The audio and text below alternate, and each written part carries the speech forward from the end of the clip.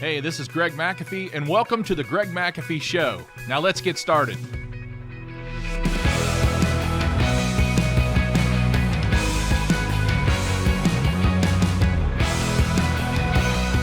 Hey, welcome back to the Greg McAfee Show, where we discuss steps to successful entrepreneurship, how to take your business to new heights, and ultimately follow your dreams.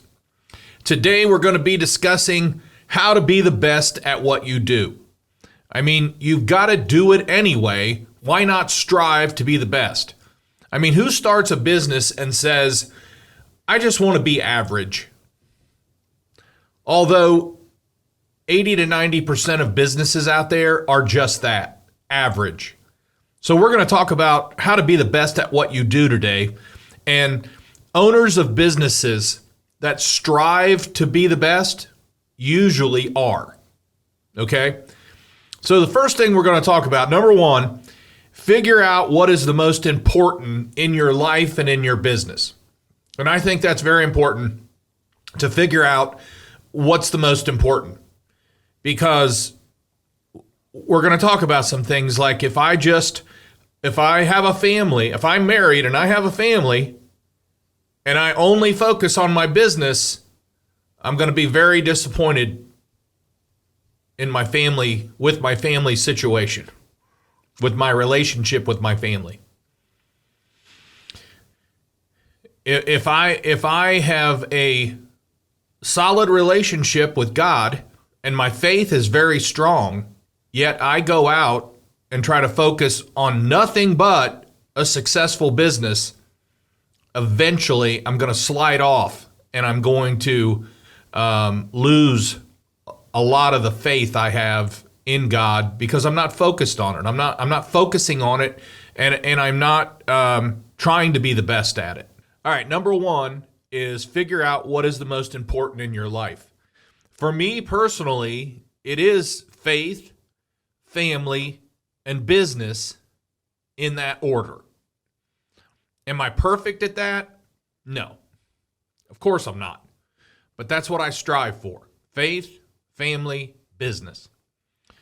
And I guess a question for you is, do your values match what you do? And that's why I say I'm not perfect at that. There are times where I get out of balance. I'm human. I get out of balance. And I will say that you can get out of balance both ways. If you're married and your spouse is putting pressure on you to be home more often, then your business is going to be neglected and it's going to hurt. It's going to hurt and it could go under. I've seen it happen. But and also on the other side, if you are never home and you're always in the business, then this is going to hurt and this could go under, AKA divorce. And I've seen that happen as well. So do your values match what you do? And then, you've got to balance what you do. For me, I've got to balance really well faith, family, business. And if I'm dedicated too much to one or the other, I'll be out of sync. Whatever you do, though, in this area of figuring out what's most important, I will challenge you to keep it simple. Some of the most successful entrepreneurs who have got this figured out and want to be the best at what they do, they keep it simple. I coached someone the other day and they were just making it extremely difficult. And I called them out on it. You're making this extremely difficult. I don't even understand what you're talking about. Keep it simple. And then, which we're going to talk about later, is you got to set the vision. You're the owner. You're the entrepreneur. You've got to set the vision. Where do you want to go? And you got to know. Because if you don't know, any road will get you there, right? All right, number two, how to be the best at what you do. Prepare for it. Preparation's very important. Earl Nightingale once said, if a person does not prepare for their success, when the opportunity comes, it will only make them look foolish. So you've got to prepare. You've got to be ready. Constant learning, doubling your knowledge. Think about that. If you could double your knowledge, how much better off would you be today? How about tripling it? And then how about 10 times? 10 times your knowledge. You know, how much smarter would you be? How much wiser would you be? How much of a better leader would you be? And we do that. We can 10 times our knowledge. I hope I've 10 times my knowledge or more. I hope I have. I hope I've 10 timesed it. Especially since I graduated high school. So it takes reading. It takes meeting new people and learning from them. I listened to a podcast early this morning, and John Maxwell said, if I'm with someone, many times, if I'm learning from them, I have to interrupt and say, let me get my phone out here. I need to just write down what you just said because it's good. He said, now if I meet someone and I never write down anything they said, I probably shouldn't even have met with them because I didn't learn anything from them. Okay? And with John, you're going to get a win-win-win to a win because you're going to learn a lot more from John than he's going to learn from you. So also attend seminars. And I will say pick them wisely. Pick them wisely. So, some of the seminars and the growth boot camps that are in our industry today, I just say pick wisely. If they're only talking about the location and how much partying will be done, just stay in your office and grow your business because you're going to be much better off and save a lot of money and save a lot of time. So pick them wisely. If it's more hype than learning, we used to say when we held quite a few business boot camps here at McAfee, and being in the Marine Corps, it just fit well. I was one of the first HVAC business boot camps nationally, and we had quite a few people come through, but I used to advertise, you're coming to Dayton, Ohio. It's cold here. We're not going to go out and party, and it's going to be 2 full days of learning. If that's what you want to do, then please sign up today. If you want to party and you want really nice weather, it's probably not a good place for you to be. And that's just what I said because that was the truth. And a lot of people came because of what I said. They get tired of all the hype. I don't care if you can have a seminar or a boot camp with 5,000 people there, for goodness sake. If it's all hype, you're wasting your time going to it. But we would have 25 to 30 entrepreneurs, and it would be 2 full days of learning how to grow your business, how to brand, advertise, market, lead, all those types of things. It was packed full, and that's what it was for. Okay. Also, listen more. I just read something today that many business owners said if they had to do it over, they would listen more instead of trying to grow it more. So many owners said that. Listen more. That's preparing. Listen. Be open and committed to seeking advice.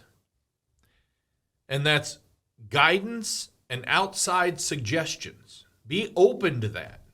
You don't know it all. I don't know it all. Don't be closed-minded to suggestions. Don't be closed-minded to your employees making suggestions. If you have a janitor in place, don't be closed-minded to them making suggestions. Sometimes people from the outside see things you don't.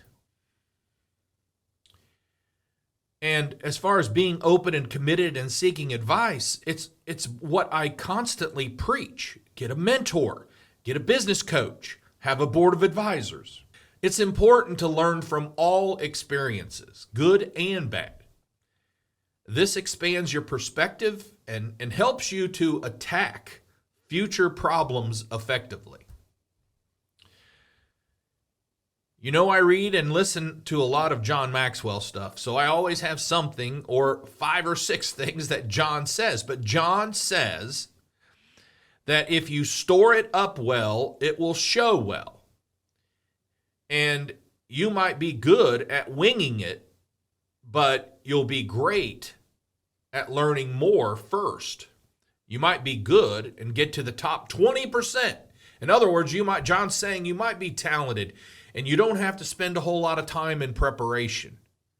Because when you get out there to do whatever you do, it just comes natural. But just think, and that gets you in the top 20%, but just think if you prepared better, that would get you in the top 2%. And the top 2% own the world. The top 20% make a decent living. Which would you rather be? Okay, now think about the message in this poem that Henry Wadsworth Longfellow wrote. He said, "Those heights by great men won and kept were not achieved by sudden flight, but while their competitors, slept, they were toiling upward in the night." In other words, while everyone else was sleeping, they were working and thinking and planning and growing. Remember that preparation requires self-discipline because our natural tendency is just to work harder. If I work harder, I'll do better.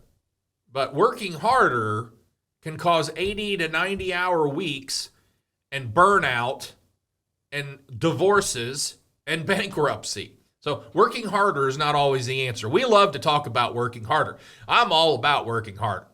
I'm all about hard work, I should say. And I talk about the grind and all that stuff. But you got to pick what you want to work hard on. And you've got to work smart just as much as you have to work hard.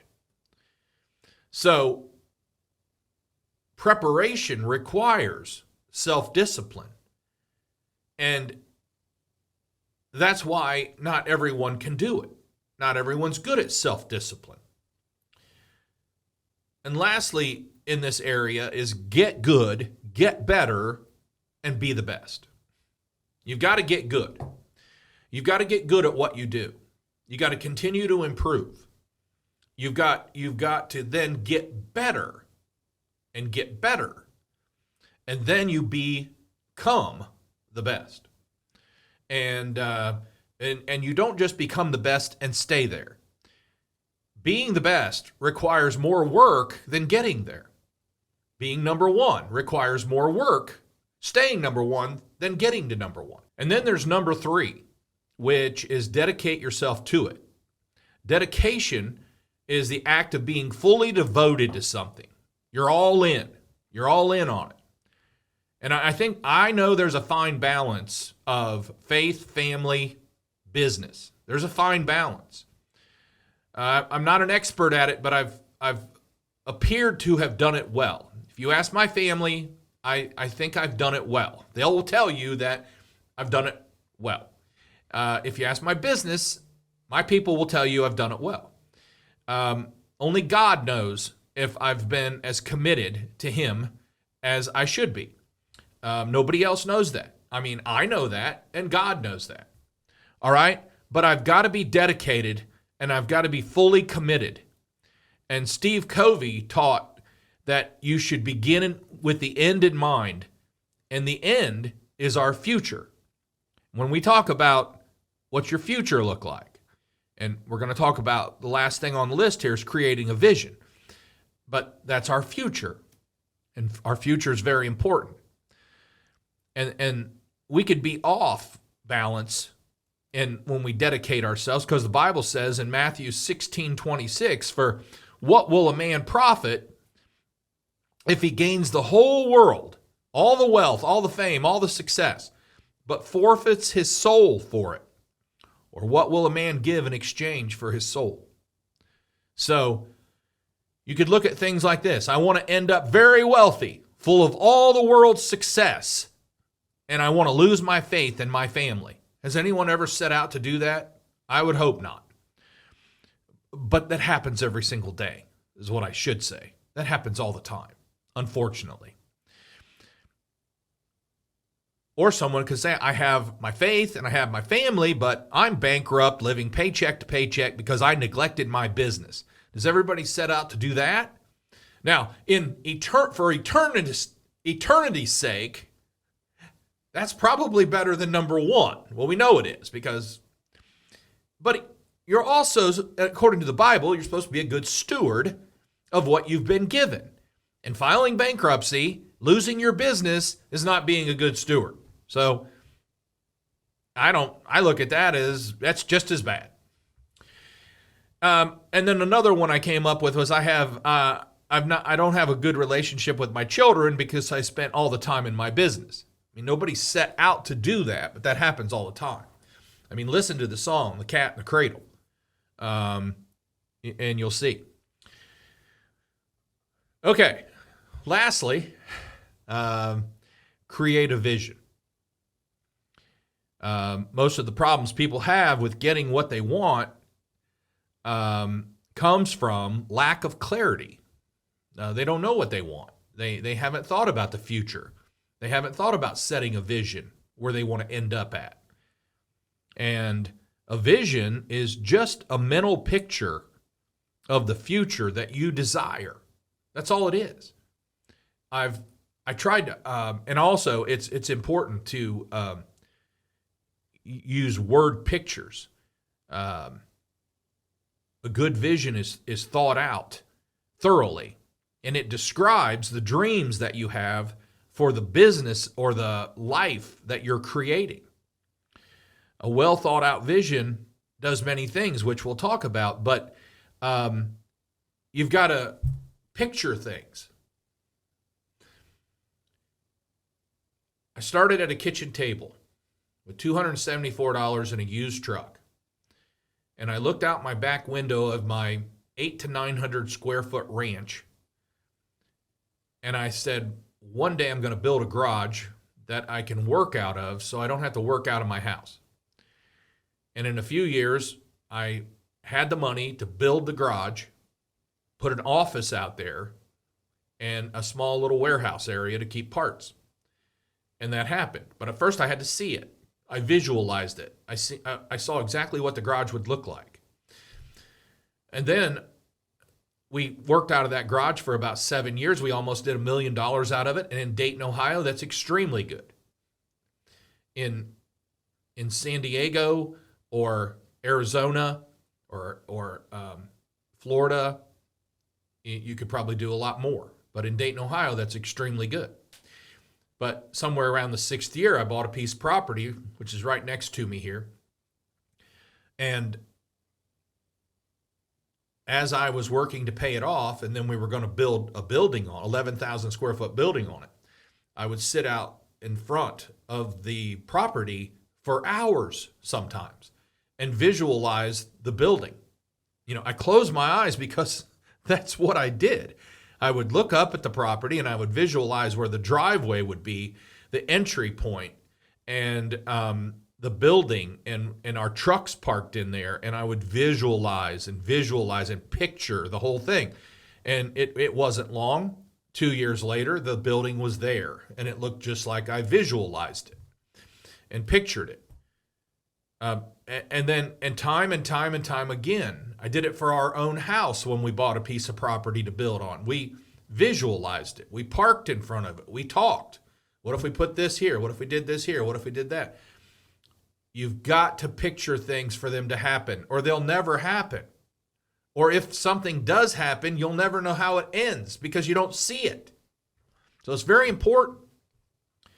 Dr. Benjamin Hardy, in his book, 10 Times is Easier Than 2 Times, co-authored that with Dan Sullivan. And he says, if you want a better present, make your future better. And you're probably thinking, well, I've never heard it that way. We always hear that if you want a better future, make your present better. But in order to picture your future and see your future better where you want to be, it will start making your present better right now. Because in order to get where you want to be, you're going to have to improve things right now. You're going to have to read. You're going to have to attend seminars. You're going to have a business coach. You're going to have a board of advisors. You need a good mentor. A good vision is thoroughly thought out, and it describes the dreams that we have for creating. And a well thought out business will do this. Because here's what it does for us. It gives us a vision, gives us purpose. It gives direction for the business. A vision is supported by the established values that we create. It's your vision, you guys. It's your vision. Nobody can come up with your vision. My vision, just like my culture, my vision's different than yours. My vision is different than everyone here in my territory. My vision for my life is different than yours and everyone else's. Everyone has and can have their own vision. It helps set operational standards of excellence. That's what a vision does. It must be believable and motivating. And if it is, it then will be ambitious and challenging and inspiring to your team and everyone else you share it with. I mean, people want to get on board. They want to be part of something that is challenging and inspiring. And then lastly, a vision identifies the uniqueness of a business or a life. You can have a life vision, you can have a business vision. Make them both strategic. Think them out. Don't randomly come up with something too quickly. It's important. It's your life. It's your vision. It's your business. Take it serious. So many, and I say this because it's serious.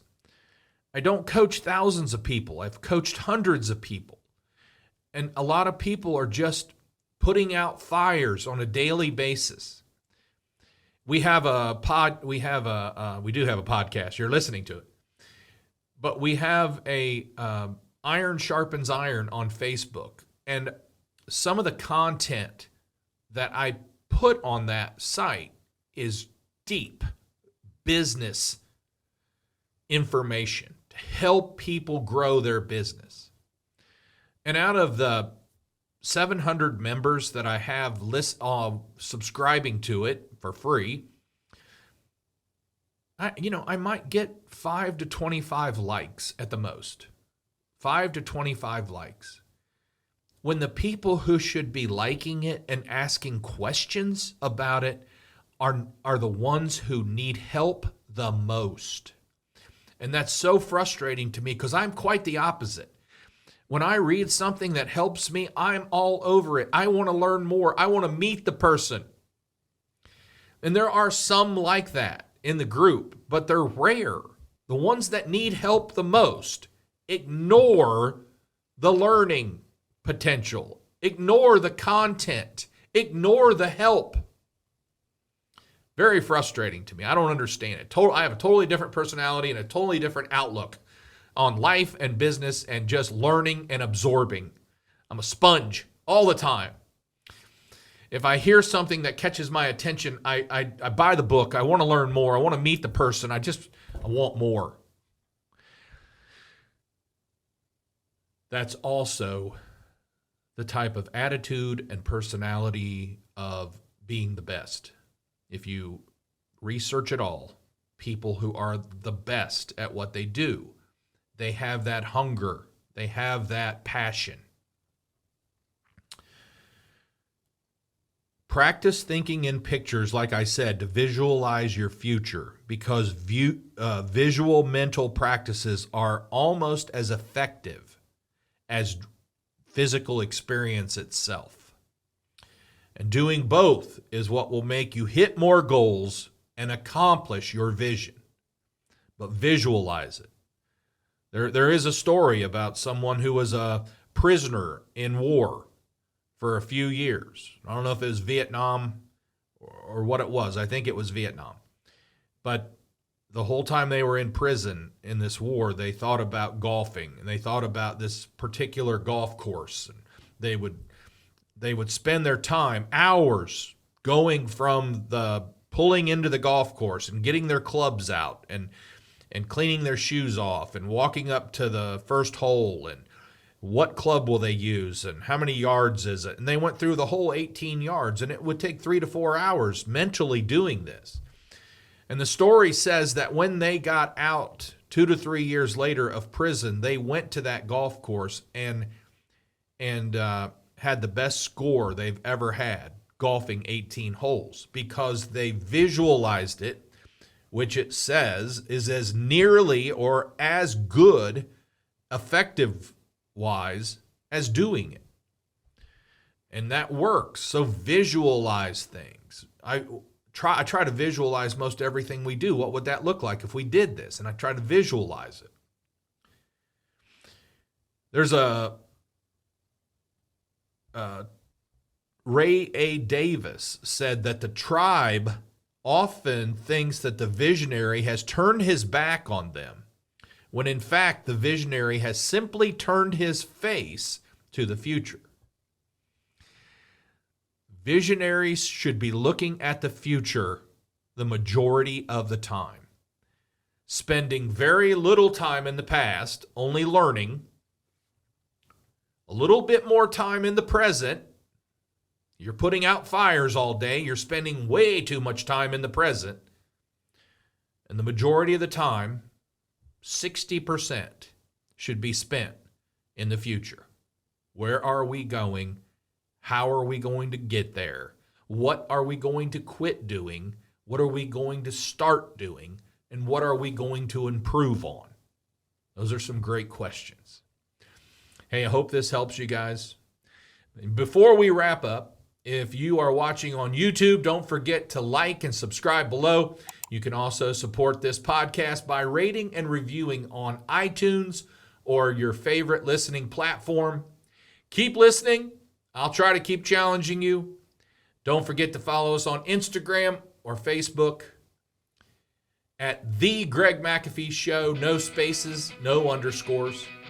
Be sure to tune in next week when I continue to challenge you business-wise, business growth, branding, advertising, marketing, whatever it might be.